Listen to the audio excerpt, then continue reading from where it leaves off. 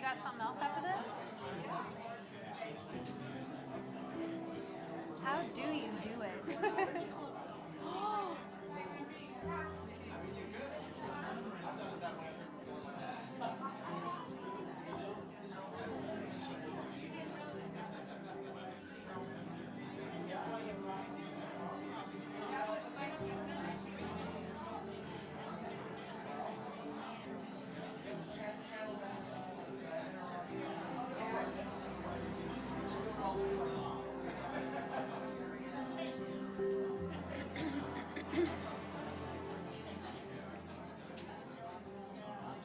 All right, we're good. We're good. Yep.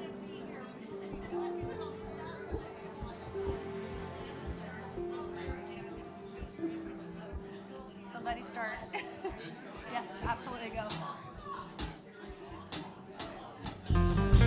Good morning, Spiritual Life Center. Welcome to the SLC Sunday Experience. You are in the right place at the right time, and your soul is welcome here. We're going to sing about that, right, Ann? That's right. Whether you're live streaming or here in person, we are going to sing about how we are all welcome here. And can you believe it's March already? Let's sing. I'm in the right place at the right time. I am just where I am meant to be. I'm in the right place at the right time. I am just where I am meant to be. I'm in the right place at the right time. I am just where I am meant to be.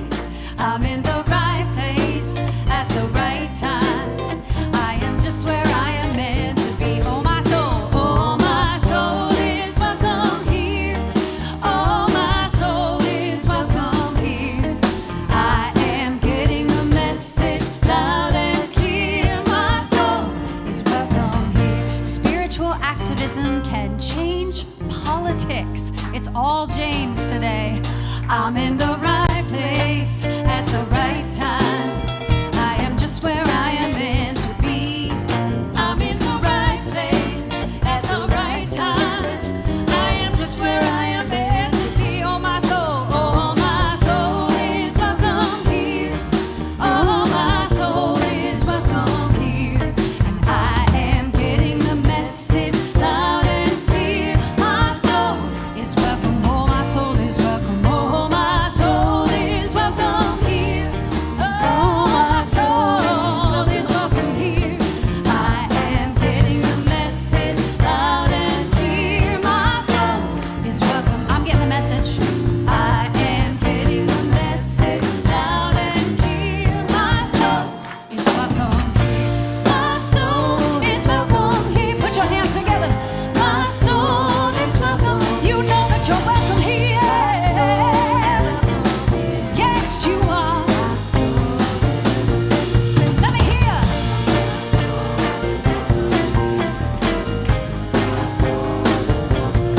Sing out, sing out. Yes, it is my soul. I am getting the message loud and clear. My soul is welcome here. You know that you're welcome here.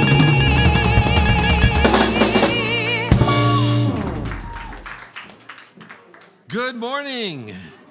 Indeed, our souls are welcome here. I'm just here on the platform myself this morning as Reverend Deborah needed a Sunday off to kind of recuperate from an operation. She needed an extra day, so it's just me. You're going to have to look at this face a lot today. And we greet you in the name of all that's good, all that is sacred, all that is holy in this organization that we call Spiritual Life Center. And we honor all people. Doesn't matter where you are. You know, you might be in a mosque, you might be in a temple, you might be in a church, you might be outside in nature, but wherever you are, God is, and it's like the shadow. You can't get away from the presence of God. So we acknowledge you because there's no place that God does not grace. And if you're here for the very first time or for the thousandth time, whether online or in person, we especially want to welcome you because you're not here by accident. We're all here by divine appointment. And we're grateful to be able to meet and that appointment here this morning. And we invite you to silence your electronic devices, refrain from flash photography, unless God wants you to do something special. We just assume that God doesn't need any of that. So we're going to have a direct line to the presence today. So we thank you for your presence this morning. Let's take a moment and commune with this, something that's beyond words, but it's so very real. It's known by many different names. Many call it the Atman, the Buddhic field, the divine within. But whatever we call it forth as the activity of our awareness right here and right now. And realize that we're always surrounded and living and moving and having our beingness in this presence. A presence that has the answers even before we know what the questions are. A presence that only knows divine and perfect spiritual solutions. And at this moment, we are one with this presence as we always are. And our task is simply to lift our vibration to be one with the one. And seeming miracles begin to happen. Upliftment happens, transformation happens, healing happens. Whatever it is we're seeking, it is already done in the mind and the heart of pure spirit, and we gladly accept it.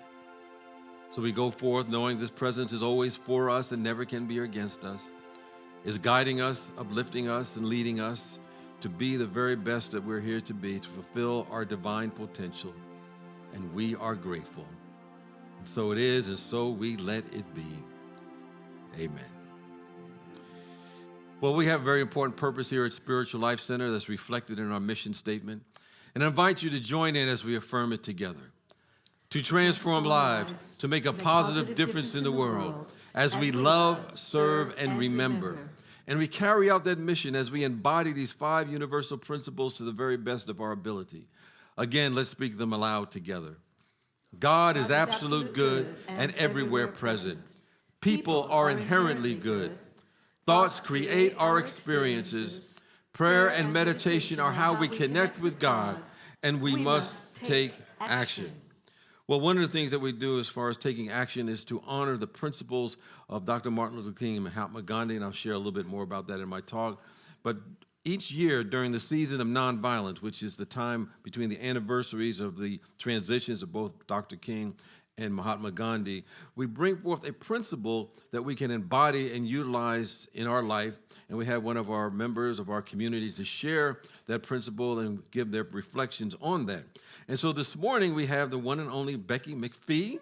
She's going to come forward to share our reading for the season for nonviolence, and she brings the ute. Oh yes, please take the mic. Yeah. Hello? Okay. Yep, you're good. Works. Alrighty. Good morning.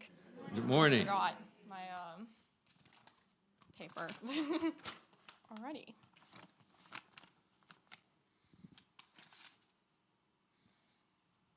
Today, I listen without defending. The spiritual masters, each in their own way, taught and demonstrated that practicing non-resistance places one in a position of great power. In listening without defending, we learn we all need to know in every situation, all that we need to know in every situation and circumstance. Today, I move through the day with an open mind and loving heart. I listen objectively to hear the spoken and unspoken messages. I let go of defending myself or others and judging or criticizing others for their position.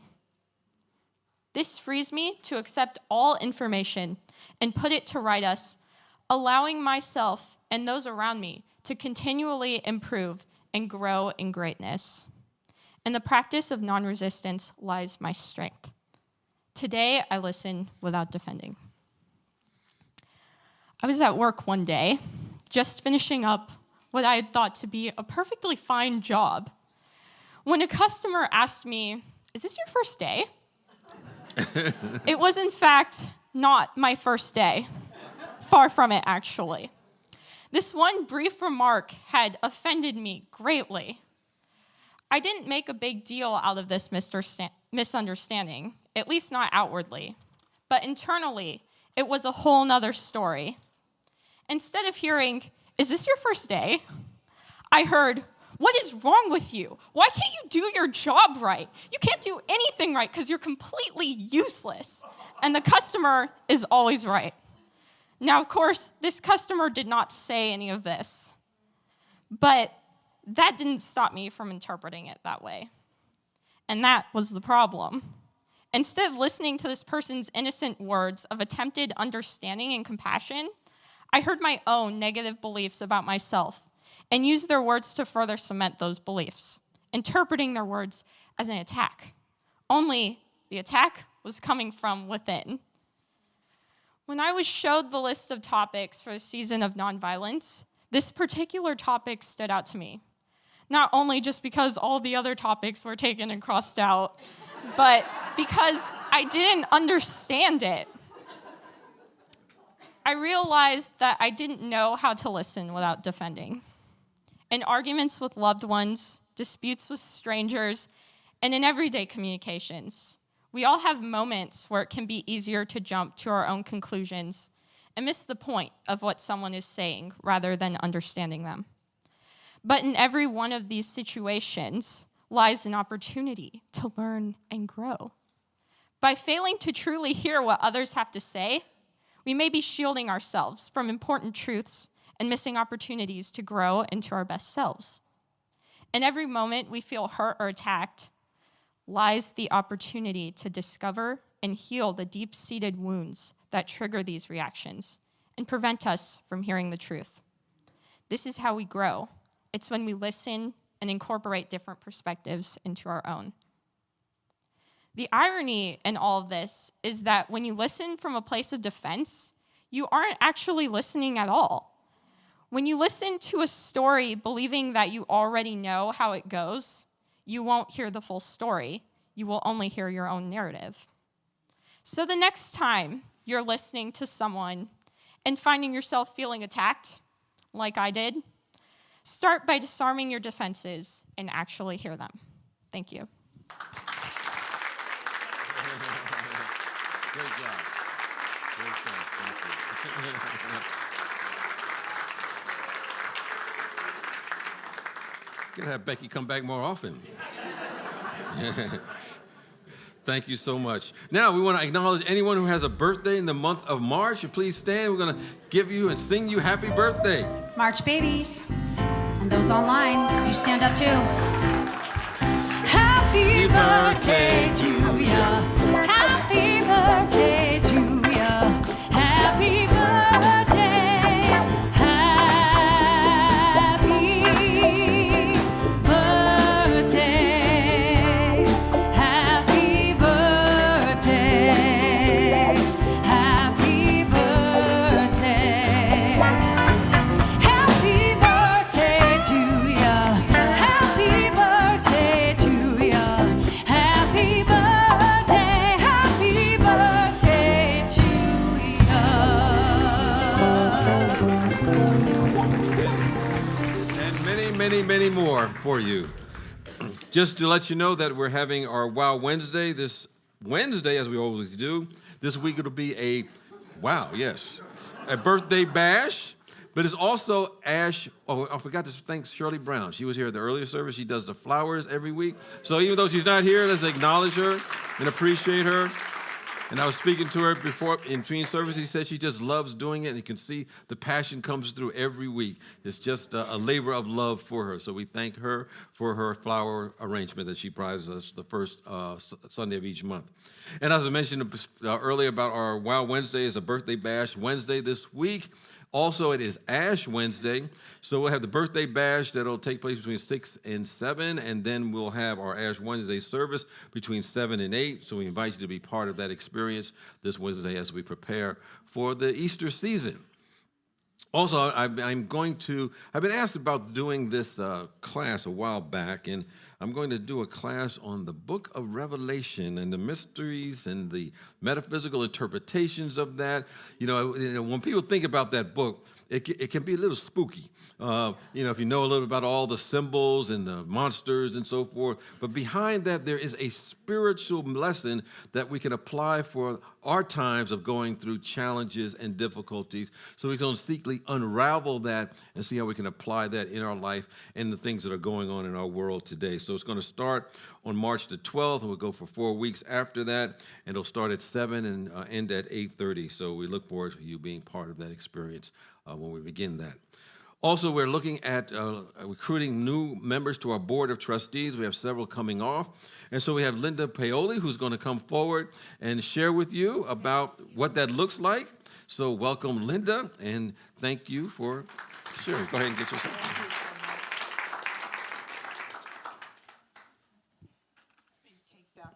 I was given great instructions. I could pretend I'm a rock star here. Yes. Which I always wanted to. You're a rock star. Good morning. Good morning.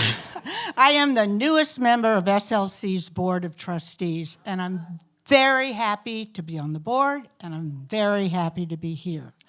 Unlike most board members, I decided to apply for the board months before the deadline. Why? Because I had been attending SLC for nearly 25 years, and I and my family have benefited from spiritual guidance, a wonderful music ministry, and uplifting church services, weekly spiritual discussion and meditation groups, book groups to enhance spirituality and social consciousness, community meals and the Wow Wednesday programs, men's and women's groups, youth programs, monthly lunch groups to get to know each other, entertainment such as bingo, and music productions and holiday festivities. A community, this is the most important, a community of like-minded people and friends and a surrogate family for many of us. I became a board member because I wanted to see these programs continue and expand. And I was concerned about our ability to make this happen after COVID. To be a board member, all that is required is 1 year as a governing member, attendance at board meetings, counting money after church, being on committees, and going to church. Basic computer skills, email, text, Word documents, a desire to increase your spiritual awareness and be of service to SLC, and a willingness to keep issues that are confidential, confidential. I was worried about rumors of politics and discord on the board. I was concerned that I did not know enough. But I asked myself, if not me, who's going to do it? I went in with an open mind, took time to get to know people and procedures, and I think we have been a very respectful and effective work group. I am quite proud of what we have accomplished with the help from Spirit and God and staff. We are looking at an important transition period for church as we welcome a new minister. This person will need a supportive, energetic board and staff in order to be successful. You can be part of that group. Reverend James and members of the SLC current board will have a question and answer session after this service next week, March 9th. And I will be in the courtyard after service today to answer questions. If you have questions, please tap me on the shoulder even if I'm talking to someone, because my mouth does go on and on. The last day to submit applications is March 11th. Ask yourself, with the help of Spirit or God or higher power or whatever you call that entity, if not me, who? Thank you. Good job. Excellent.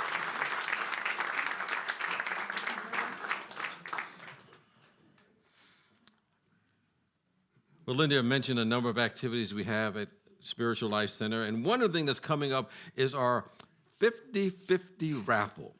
And the way it works, you buy a ticket for $20 or more that you want, and we're going to sell up to 100 tickets, then split the proceeds, and you can start today, and we'll sell tickets until all 100 are sold. So you can either purchase in person or on the phone. Can't do that online. We don't do that. They don't allow that.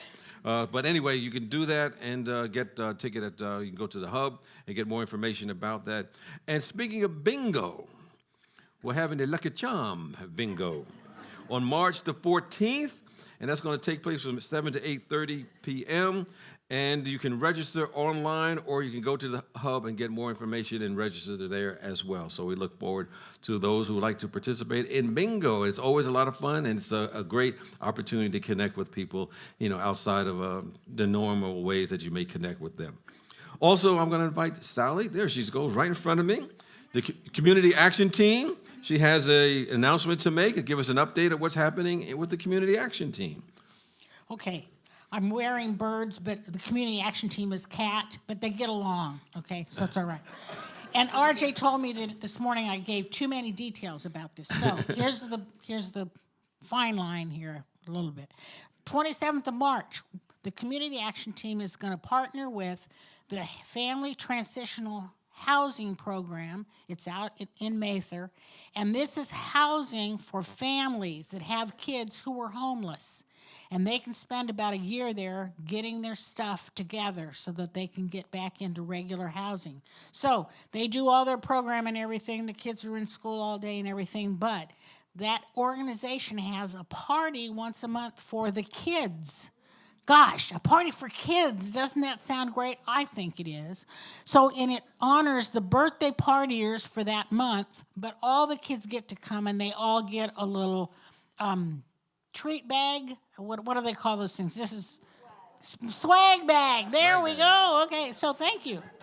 Okay, so we're organizing this. There's a table out in the courtyard. If you want to find out how you can help, you could either come and help us play pin the tail on the Godzilla, or you could play balloon batting or whatever. Anyway, there's all kinds of good things. Crafts, we're going to do crafts. Bill, you're the table guy today after service, right? Okay, stand up so they know who you are. This is the guy to ask, okay, what you can do. Yeah, right there. Okay, so come to the table and find out what you can do if you want to help us have a big party for kids. It's really fun. Okay, that's all I need. Thank you, Sally.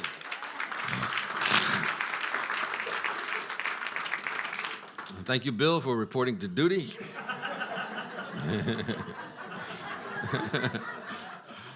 From our commanders. Just a reminder that next week is the change to, I think, daylight savings time. And inevitably each year, despite our announcements, usually we come here and folks are leaving, and people are just coming and wondering, why is everybody leaving all of a sudden? Because they didn't move their clock forward. So remember next week to move your clock forward so you can get here on time for the service. Also, let's see what else is going on. We have a lot of activities taking place at Spiritual Life Center that, among other things, we're here to foster our own transformation and change. I always say that we want to come to a place where we're kind of better than after we leave than before we came, and we have a lot of activities to help us do that, to fulfill our potential. So you can check out our small groups and other offerings. You can check out our website to find out what's going on in our community. You can look at the bulletin board that's in the courtyard that gives you information, or you can go to the hub and just ask someone at the hub what's going on and get information about many, many activities that are going on here at Spiritual Life Center. But we don't have to wait for an activity to connect with someone. You can connect with someone right here and right now. So in a manner that feels comfortable for you, just turn to a friend or a friend of me and say, "You are marvelous and glad you are here."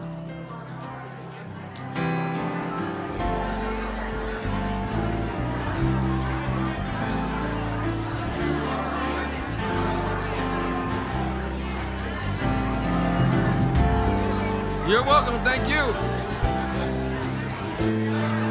Again, thank you so much. You're awesome.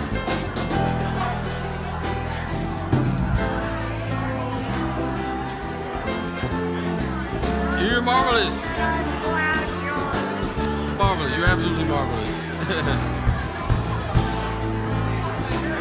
There he goes. You're marvelous, man. Glad you're here. You're absolutely marvelous. Yes. You are marvelous. We can change things if we start. You are marvelous and so glad you're here. Thank you for being here. Oh, okay. So it's not this week.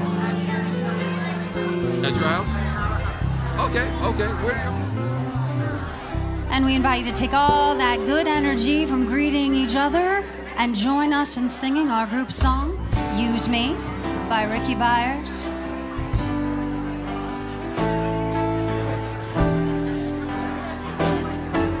Please join us in singing, Use Me, oh God, I stand for you, and here I'll abide as you show me all that I must do.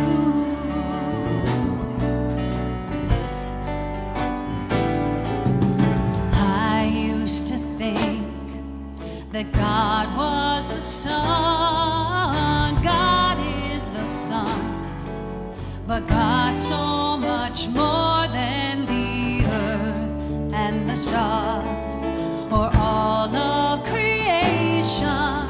God is creator, all in all, needing us to shine the light as me, as you so use me.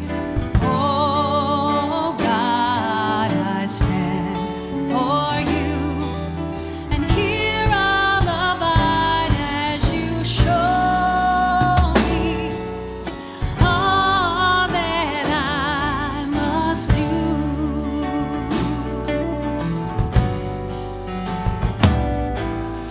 Command my hands, what must they do? Command my life, it's here for you. God is the love that heals all creation. God is creator, makes all things new, and God needs us to shine the light as me, as you so use me. Oh God, I stand for you, and here I'll abide as you show me all that I must do.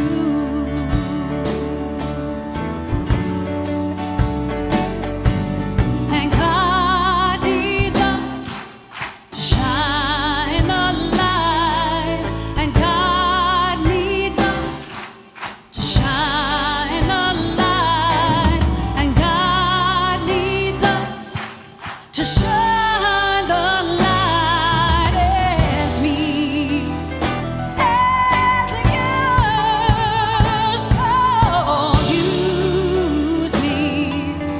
Oh God, I stand for you, and here I'll abide as you show me all that I must do.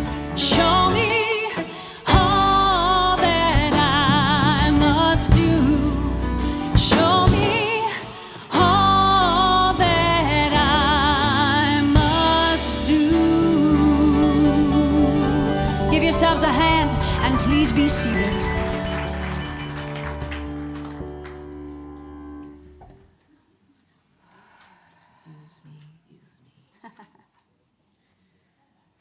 All right, as we settle into our chairs, quiet our minds. Maybe if you have things on your lap, you might want to take them off your lap and just settle in and Get ready to spend a few minutes with that energy, that presence. And let's speak out loud together our vision statement. Spiritual Life Center is a loving, vibrant family that welcomes home all people and accepts everyone, no exceptions, weaving ancient spiritual traditions with emerging wisdom. We cultivate spiritual deepening with the divine, each other, and our planet. And now we're going to sing this beautiful chant, which we have incorporated into our vision statement.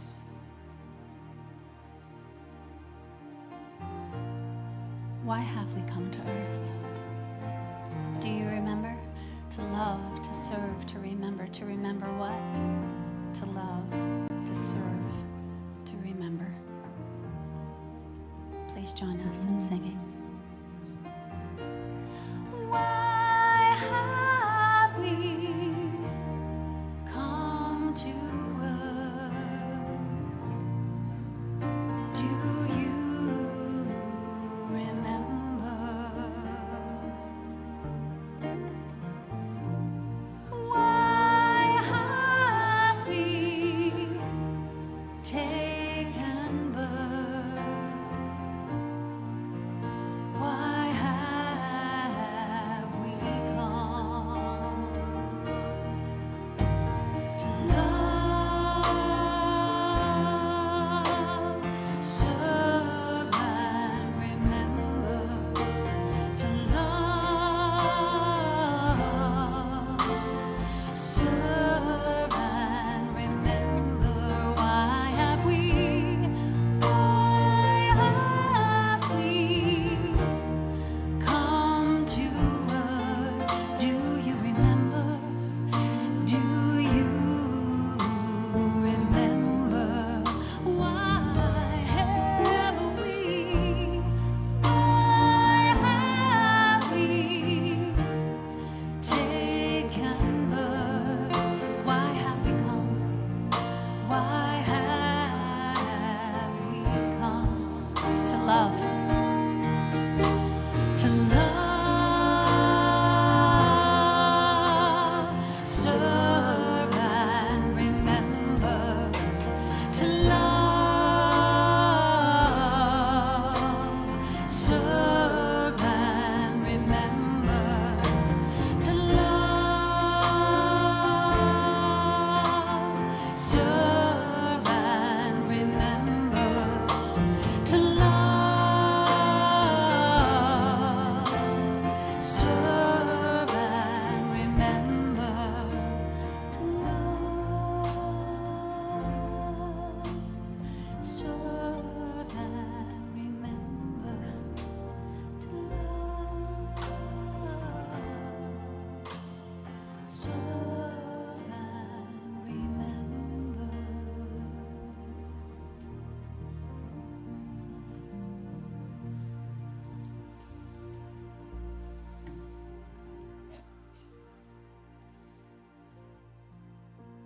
We are reminded that we indeed are here to love, to serve, and remember. Remember the truth of who and what we are as expressions of the divine. And as we do, then we radiate and express the highest of who and what we are. And as we connect with this presence, I invite you to take 3 deep breaths together now.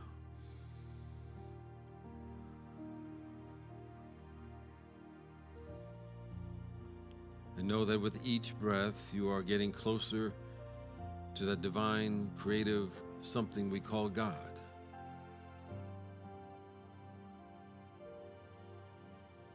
And know that with each inhale and each exhale, that you expand your lungs and expand your belly. And perhaps hold it for a moment. And then exhale. With each in-breath and out-breath, you feel a greater sense of relaxation.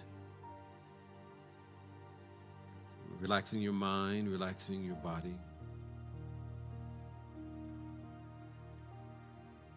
Feel that relaxation taking you over as you inhale and exhale now.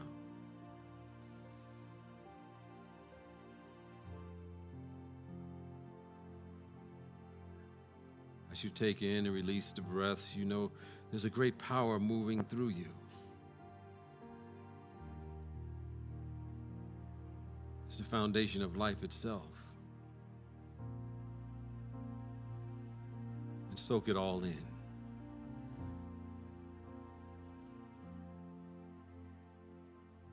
And as you continue to relax and perhaps allow your eyes to gently close,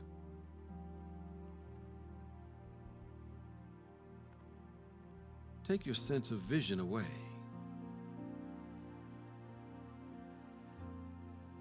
And begin to focus on all the sounds that are around you.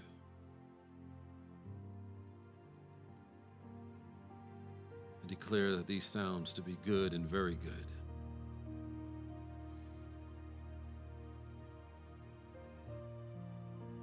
And you can take this even to the next level by knowing there's a part of you that can just stop listening to the sounds and begin to feel the sensations in your body temple.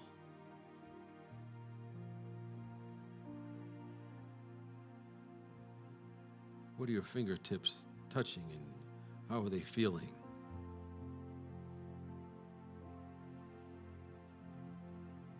Notice the palms of your hands and how they feel.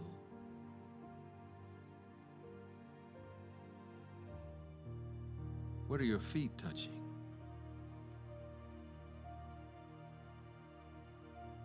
Notice the soles of your feet.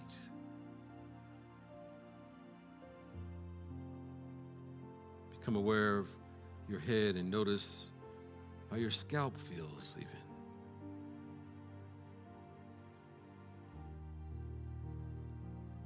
Can you sense how extremely powerful your mind is?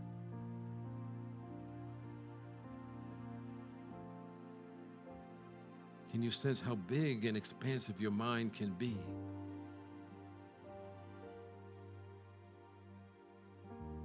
Our mind is our imagination. And that imagination can shape our reality. And that imagination is boundless. It has no limits.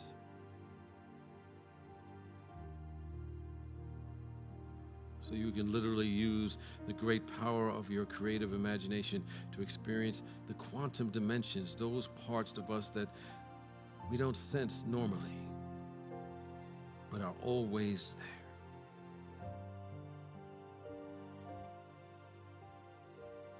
So let us take a few moments in the silence and feel that dimension now in the quietness of our being.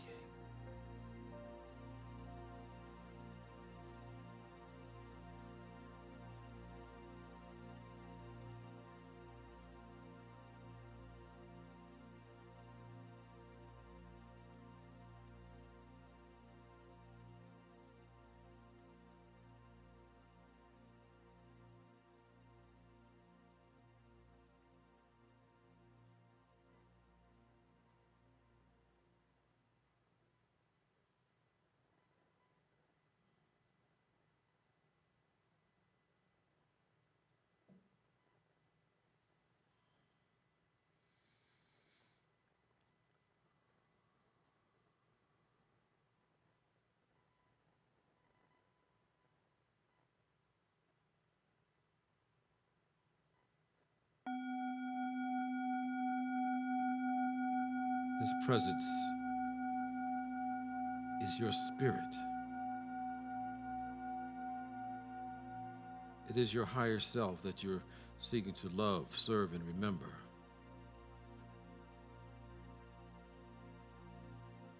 This higher self is always waiting for you to come to this moment where you can connect where you can learn and reveal your authentic self. It is done. And so it is. Amen.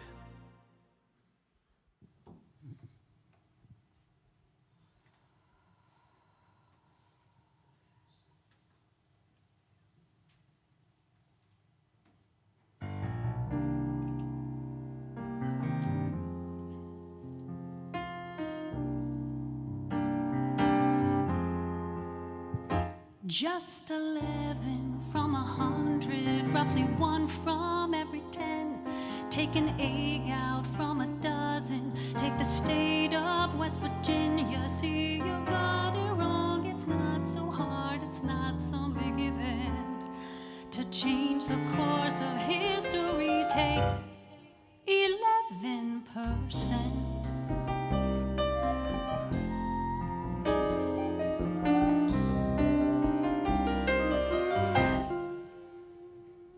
You will not need agreement from the right or from the left, the CIA, the FBI, or from the IRS. You will not need the media or quorum from the Senate. Just a few good friends is all you need in order to begin it. Just 11 from 100, roughly 1 from every 10. Take an egg out from a dozen. Take the state of West Virginia. See, you got it wrong. It's not so hard. It's not some big event. To change the course of history takes 11%.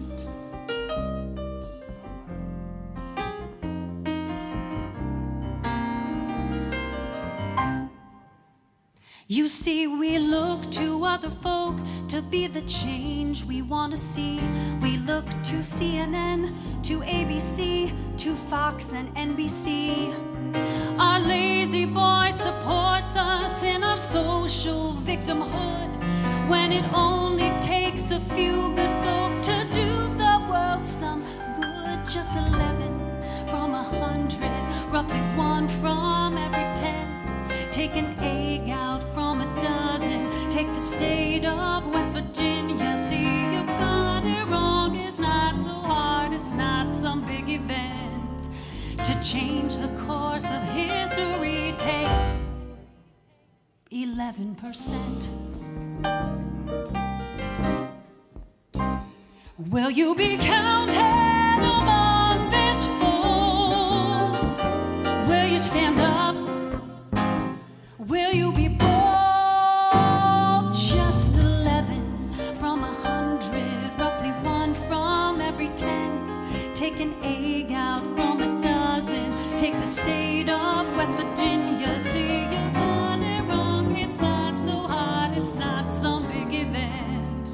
To change the course of history takes 11%.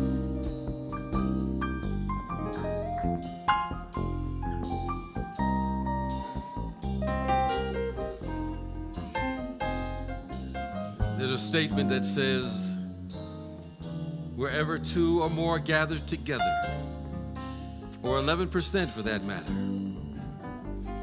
and they're agreeing upon an idea from the presence and the power and the love of God, nothing can stop it.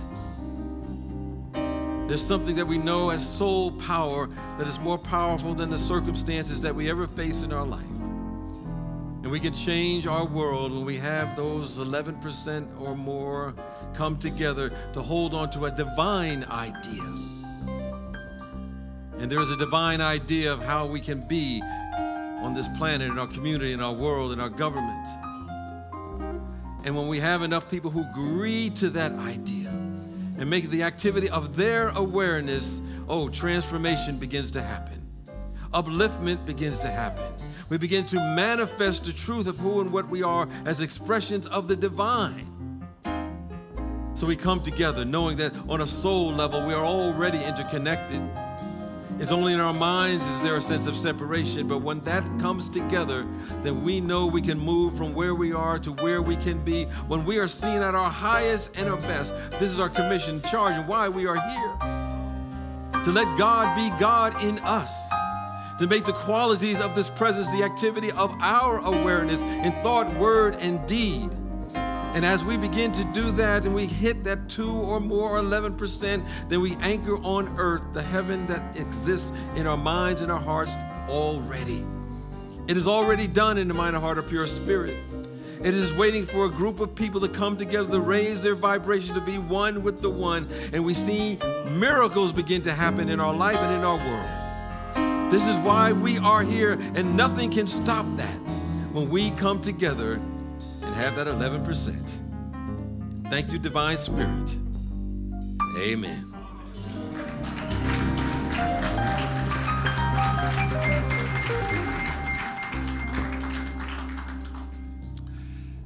You know, as I was thinking about what to share today, I was remembering a time a number of years ago. I was in the Washington, D.C. area and staying with my sister. And one of my college classmates' wife had made her transition, and they were having her service while I was there. And I had forgotten how the traffic can be driving from Maryland to Virginia, where it was. And so I was fretting because, you know, it was so much traffic, I couldn't get there, and I was late, and I walked in, and I walked into the room where they were having the service, and everybody was sitting there in absolute silence, not saying a word. And I didn't realize that I had come into a place where the service, memorial service, was a Quaker service. And if you know anything about the Quakers, when they come together and have an event or a group together, they don't speak till they're spoken through. They don't move till they're moved by the Spirit. And so they sat there 10, 15 minutes just waiting for Spirit to take over, and then maybe someone would get up and start speaking. And it reminded me how the Quakers played a pivotal role in societal change. I imagine how it started, at least in my mind, and travel in my mind with me, if you dare. Sometimes that's a dangerous thing. But in my mind, I see a candle that flickers in the darkness. And it's casting a long shadow on the wooden walls of a modest meeting room where they were kind of gathering together. And the year was 1848. A group of Quakers sits in deep silence, their eyes closed, and they're listening. They're not listening to a sermon, but to something deeper, something deep within them. Further, imagine a world where the loudest voice is not the one that shouts, but the one that listens. Where the most powerful force is not welded through weapons or words, but through an unshakable conviction rooted in something unseen yet undeniable. Now, for the Quakers, the force was they called the inner light. It was the sacred compass within, whispering that justice, whispering that equality, whispering that truth were not just ideals, but divine imperatives. And it was this inner light that guided them to defy the world as they knew it at that time. To sit side by side, men and women, as equals in an era where such a thing was actually not heard of. And they began to reject the economy of enslavement. They refused to even wear the cotton clothes that were put together by the enslaved people. They risked their homes, their reputations, even their lives as they sheltered freedom seekers on the Underground Railroad. You know, throughout history, the most powerful and transformative moments were not just political battles. They were spiritual awakenings. You know, this month each month throughout the season for Nonviolence, we've been having the readings. We heard Becky read earlier, and all of these principles come from the work of Mahatma Gandhi and Dr. Martin Luther King, and Mahatma Gandhi's movement for Indian independence and Martin Luther King Jr.'s civil rights movement were rooted in a force greater than mere policy changes. These leaders understood that political nonviolence could only be effective when fueled by an inner revolution, a spiritual grounding that saw justice and love as non-negotiable truths. And so those Quaker women who spearheaded the suffrage movement believed in the inner light. They believed in the divine presence in every man, every woman, every child. And this belief in the fundamental equality of all people fueled their relentless pursuit of justice. In the same way, the abolitionists who fought against enslavement were often deeply spiritual people who could not tolerate the existence of oppression in a world where love and freedom were meant to be universal. This is where their commission was, their charge. And then you look past the 1848 time, maybe in a small parlor in what they call Waterloo, New York. And 5 women, 4 of them Quakers, gathered around a wooden table. Elizabeth Cady Stanton, and her frustration was boiling over, declaring that the time had come for women to demand their rights. It is in this movement, in this sacred meeting of hearts and in minds, that the seeds of Seneca Falls Convention are sown, the first formal call for women's equality in America. And none of this was driven by politics alone. It was not about laws or policies, although they would come. It was about something deeper, a conviction that justice is not granted by governments, but is truth illuminated within our soul. So the greatest movements in history did not begin with policies. They began with people tuning in to something greater than themselves and their individual egoic self. It tuned into that still, small voice that refuses to be ignored. And today we stand at the crossroads of history once again, I believe. The question is not whether change is possible. The question is, are we listening? You know, there's a story about Martin Luther King. It was midnight in January 1956, it says. And he sat alone in the kitchen gripping a cup of coffee, and he was staring at the walls in his modest home in Montgomery, Alabama. And the phone had just rung, another death threat that was against him, and the words still echoed in his mind, he says. And the words said, "If you don't leave Montgomery, we will kill you and bomb your house." Now, he had received a whole bunch of threats before, but for some reason, this one shook him. Fear crept in, doubt whispered. And he was asking himself, was the struggle worth it? Was it worth the cost? Was he leading his family and his people towards some sort of disaster? And it says, in the silence, King bowed his head over the kitchen table and prayed aloud. And he said, "Lord, I'm down here trying to do what's right. But I'm faltering. I'm losing my courage. I can't do this alone." And then a presence, a still small voice spoke to him, he says, and it told him, "Stand up for justice and stand for truth, and I will be with you."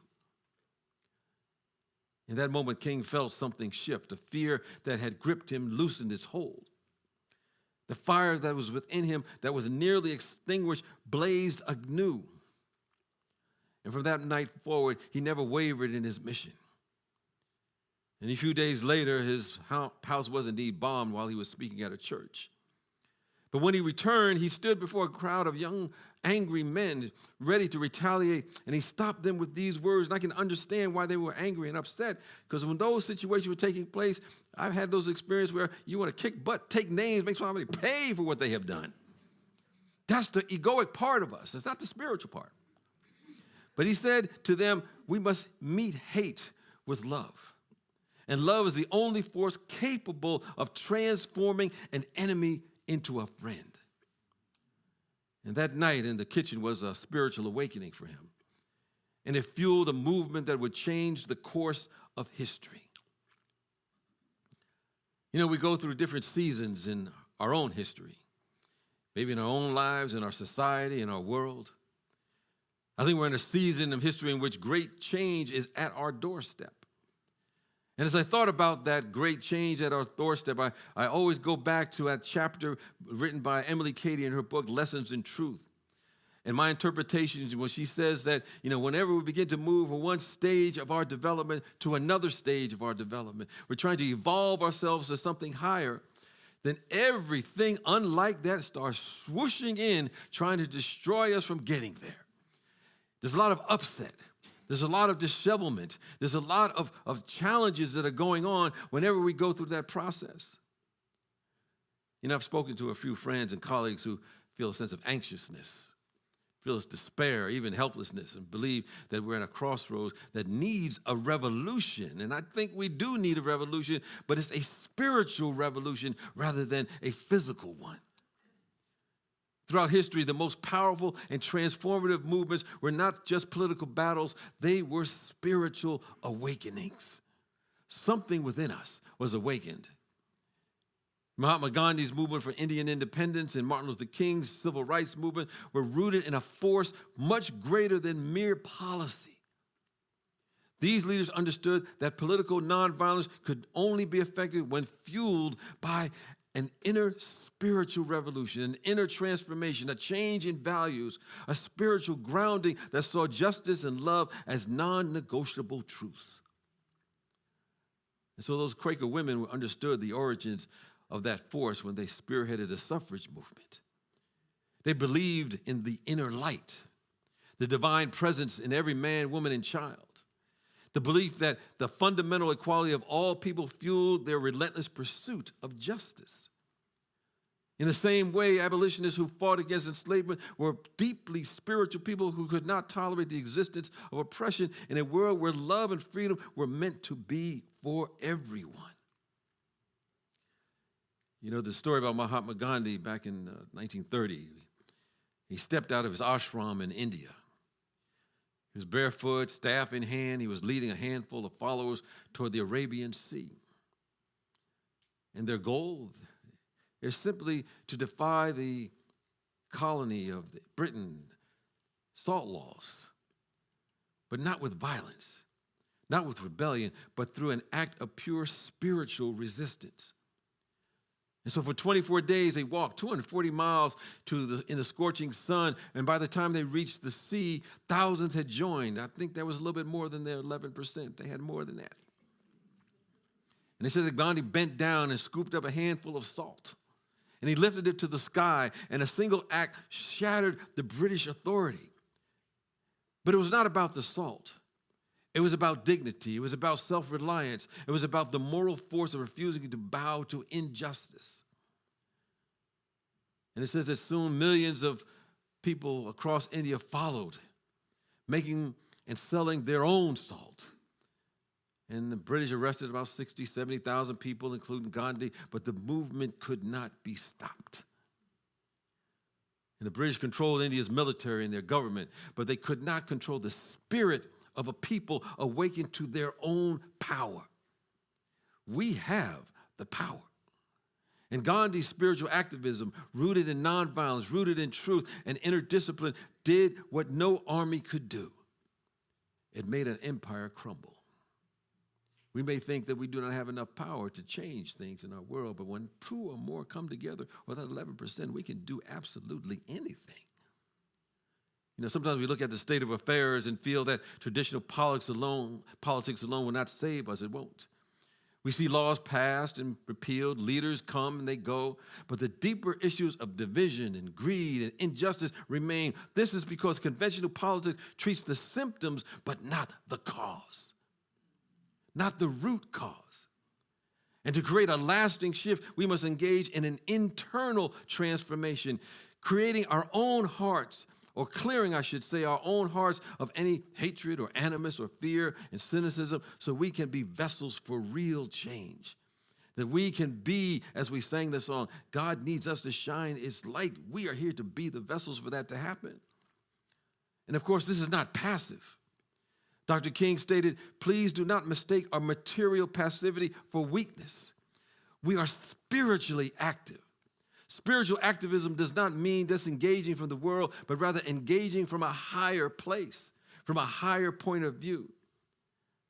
And we may ask, how can we activate that spiritual revolution, that inner light that the Quakers talked about? Well, we must start with ourselves. Seems like it always starts in this teaching, or we always look at ourselves first. Because a lot of times the ego say, well, what about them people over there? Change them and everything will be all right. But we start with ourselves.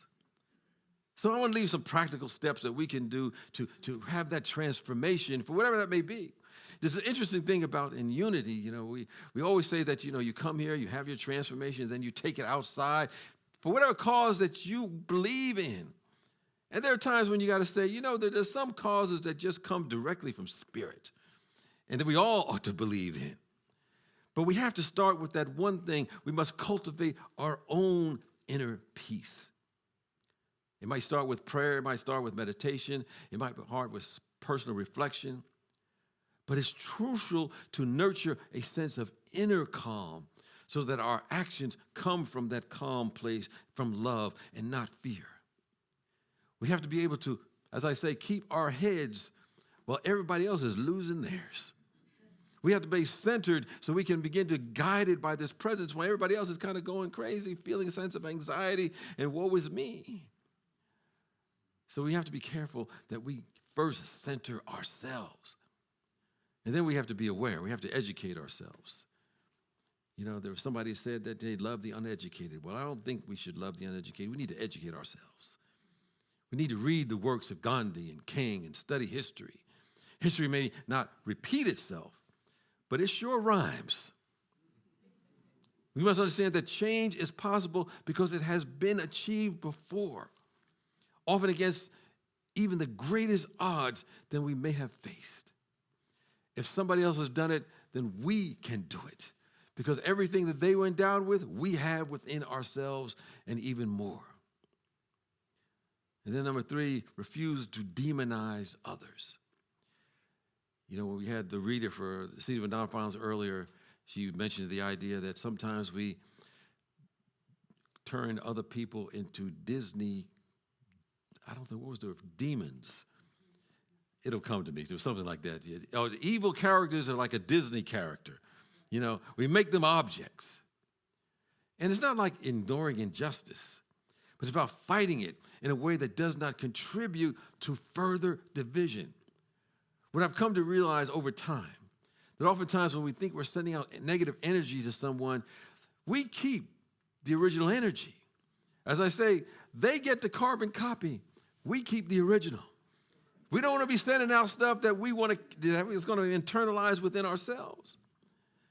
I was reading something from spiritual activist and Marianne Williamson, and she said something to the effect that we have a lot to argue against, but it doesn't have to include personal demonization of anyone.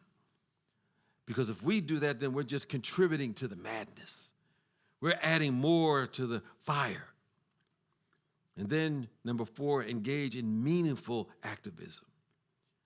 Political activism is necessary, but it should be fueled by love, as I said, not by animus. Whether through protest or voting and organizing within our communities, act with a consciousness of creating a world that reflects the highest values of love, the highest values of justice and equality. And then number 5, we get to believe in the miraculous. Quoted Williamson, Miss Williamson, she often refers to the Carson miracles. And that's where she teaches from. And she teaches that love restores reason, not the other way around. Now, many people are fearful of what powerful figures might do, can do, are doing. She offers a radical perspective.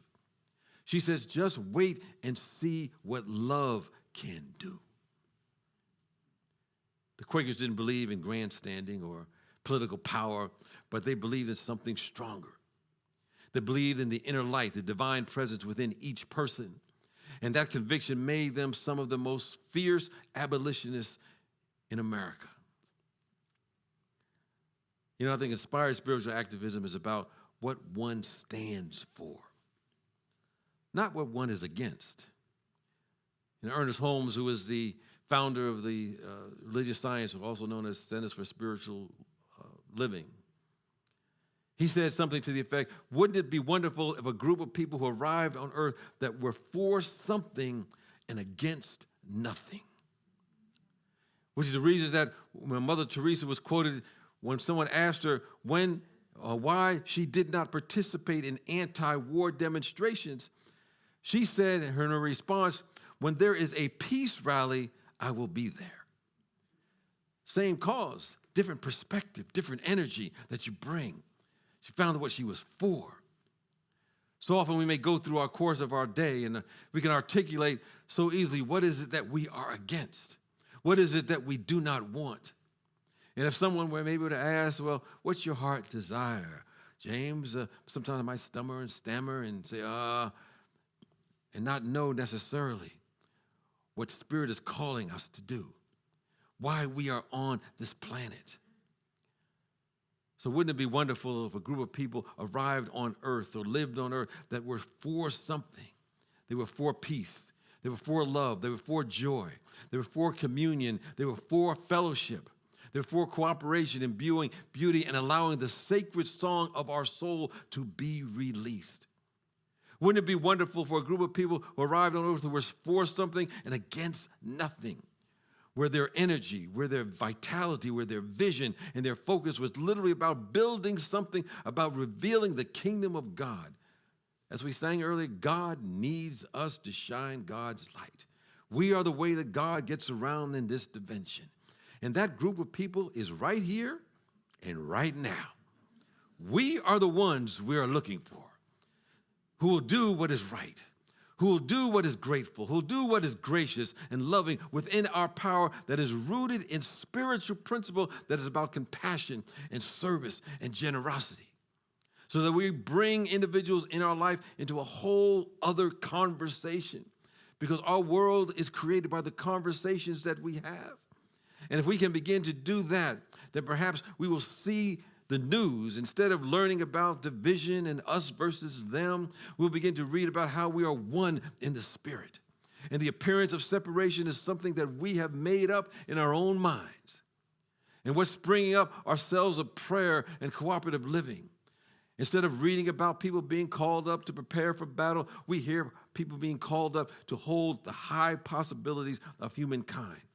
A space and a vision and a possibility through our prayer work, through a radical choice for the qualities of the Spirit of the living God. And when we create that condition, there's nothing that can stop us. We'll have that 11% or more. Because if we have a sense of separation, all that does is amplify it. And then seeds of division, and they don't go away. But if we have individuals such as us, we create another field of possibility. We create another alternative. It happens within our awareness first. We call it our consciousness, as we hear, as within, so without, as above, so below. And then we will have a self-fulfilling prophecy of love and joy and harmony. And we'll see the new heaven and the new earth. So as I close out, ladies and gentlemen, extraterrestrials, the time is now. The place is wherever we are to activate the inner light the Quakers live from, because it is the light that lighteth up every man and woman that comes into this world. This is our commission, this is our charge, and why we are here. Peace out.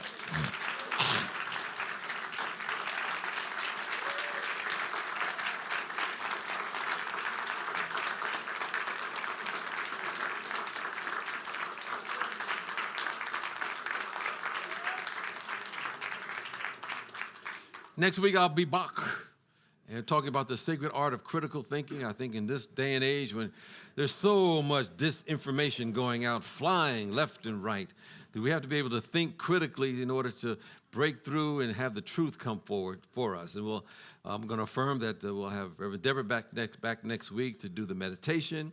And we'll have music by Denise Anye and Laurie Shiflett and Lori Wood and our Soul Night Connection. As always, thank you all so much. Thank you, Paula, for just bringing the musical heat every week here at Spiritual Life Center. For those who would like prayer, I think we're going with prayer next. Yes, prayer after the service. Look for one of our chaplains that's wearing the white stoles. They'll be more than happy to pray with you if you're going through some sort of challenge. But as I always like to say, you don't have to wait till things get problematic to pray. You can have some good things going on in your life and say, God, bring more of it. I want more good in my life because whatever you focus on, you attract more and more of it. For those who are online that would like to stay in contact with Spiritual Life Center, you can do so by filling out one of the online welcome cards by simply going to our website at slcworld.org. Click the Donate tab, and it'll give you a form that you can fill out, and we'll stay in contact with you to let you know what's happening at our community. And equally important, we're just to acknowledge anyone that is here in person for the very first time. Any first-timers here this morning? Anyone? Oh, just keep your hand up nice and high. Thank you, Gare. Oh, thank you. I believe there's a card. Someone else up here? Yes. Don't worry, we're not going to do anything to you. We just want to welcome you. We thank you. We appreciate you. You know, we behold the magnificence of who you are. Whatever path that you are on, we know it's your path, and we support that path. So we thank you for blessing us with your presence today, and we affirm the magnificence that you are waiting to express in even greater and greater ways in your life. For those who are online, would like to support Spiritual Life Center with your gift or your offering, you can text SLC Love to 44321. Text SLC Love to 44321. It'll take you to a page where you can give by credit card or debit card. Or you can go to our website, slcworld.org, click the Donate tab, and you can give in other ways, including sending a check by mail. For those who are here today would like to support Spiritual Life Center with your gift or your offering, you can do so. And we also want to acknowledge those who have already given, electronically or by mail. And, electronic giving is, one of the things that we prefer because it keeps us knowing how to budget effectively. But for those who are here today who would like to give and have already given, know that you are in a flow of a principle that says whatever you give out, it does come back to you. It may come from directions you never thought of and from ways you never imagined, but that is the nature of spirit. That is the nature of the universe. We give, we keep. So with that awareness, let us affirm our offertory blessing together. Divine love, as me, blesses and multiplies all that I am, all that I have, and all that I circulate. Thank you, God.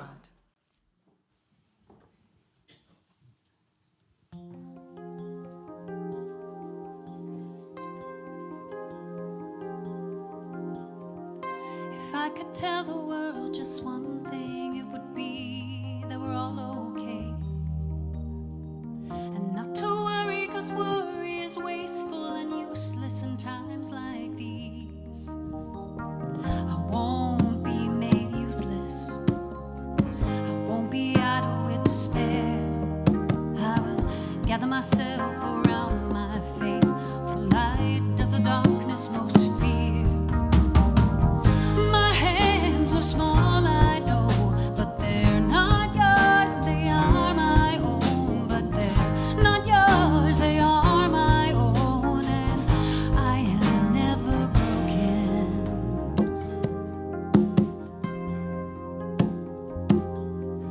Poverty stole your golden shoes, but it didn't steal your laughter. And heartache came to visit me, but I knew it wasn't ever after. We will fight, not out of spite, for one must stand up for what's right. For where there's a man that has no voice, there I shall go singing. My hands are small, I know, but they're not yours, they are my own. But they're not yours, they are my own, and I am never broken. In the end, only kindness matters. In the end, only kindness matters. I will get down on my knees and I will pray. I will get down on my knees and I will pray. I will get down on my knees and I will pray. My hands are small, I know, but they're not yours,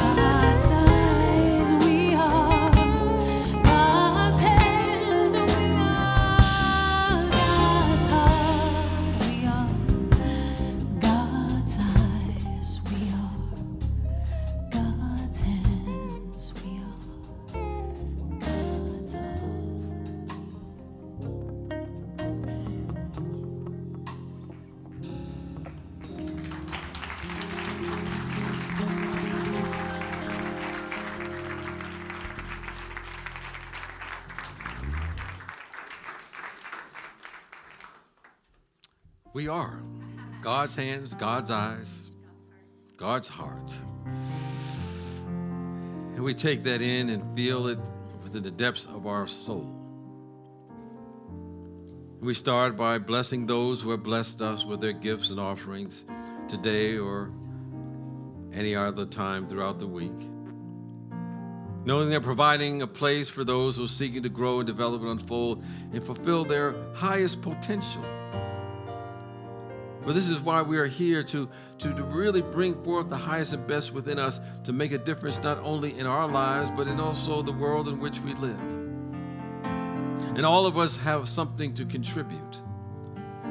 And we come here to remember that we indeed have something magnificent. For the Spirit of God did not make junk. God only made unique, magnificent expressions of itself.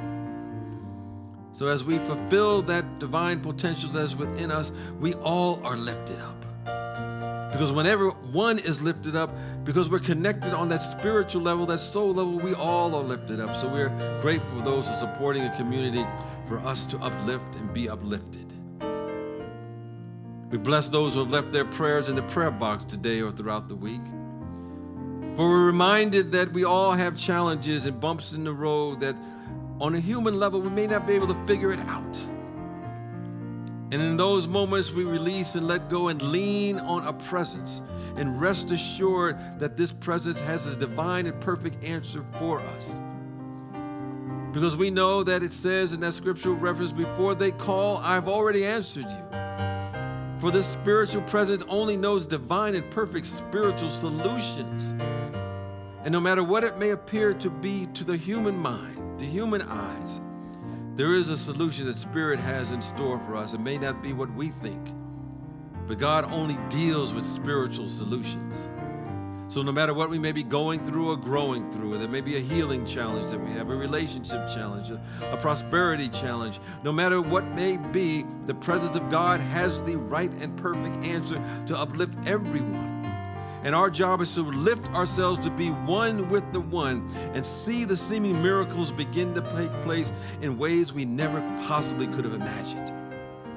So we trust in this presence. We lean on this presence and know this presence is with us always and in all ways. And so it is, and so we let it be.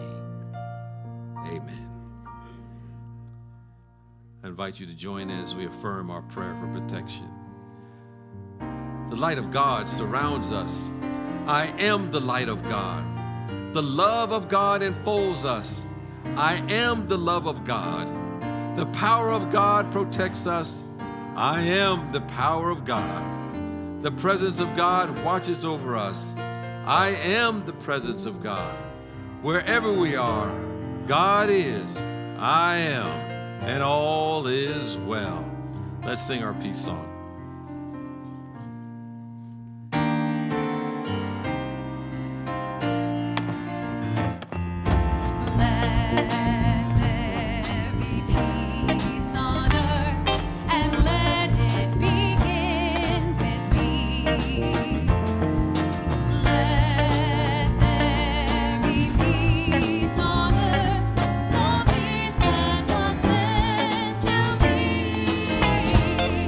We